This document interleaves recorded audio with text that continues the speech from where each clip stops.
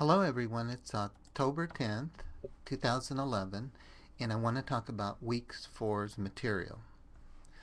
This week's material is especially important since it presents the core of the short-run model outlined in Chapter 9. As I've said before, this model is the second takeaway from this course that I hope will stay with you far into the future.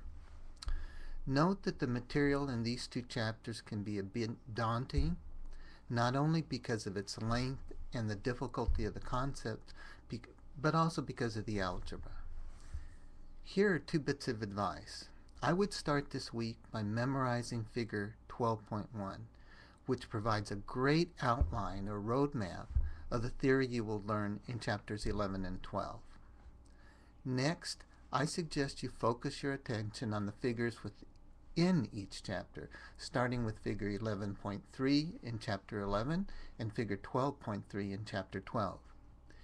If you understand why they have the particular shape that they do, and if you know the factors that cause the curves to shift, then you will have a solid understanding of the short-run model.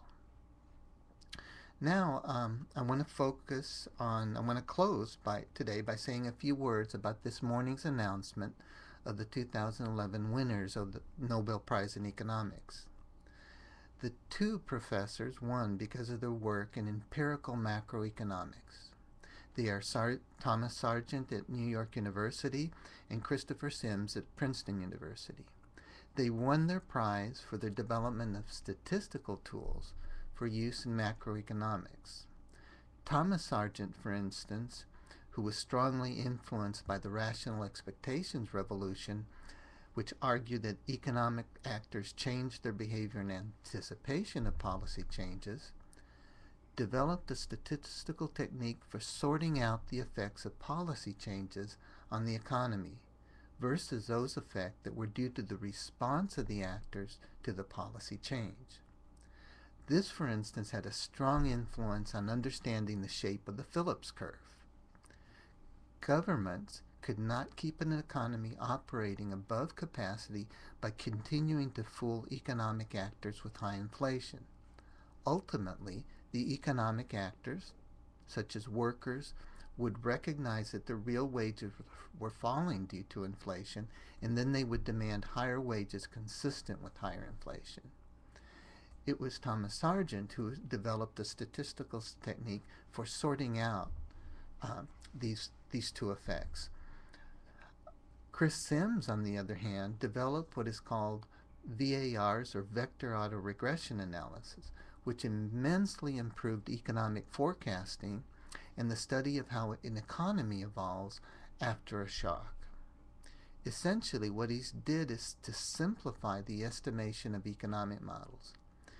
He went directly to the estimation of a simpler structural model, as opposed to first developing a full-blown macroeconomic model of the economy in equation form, such as you've done in the past chapters, solving for GDP and all the other endogenous variables, again, what you've done, and then estimating the parameters of each of these equations, one for each endogenous variable. He simplified this by going directly to a very simplified structural model in which past values of say, GDP entered into the estimation. The work of both of these individuals is reflected in the book you are currently using. Now, good luck on this chapter, and once again, on these 2 chapters, the chapters are lengthy, they're conceptually difficult, and they include a great deal of algebra. So I recommend focusing on the graphs and learning them well. This is going to be equally as hard as week 2 material. So good luck.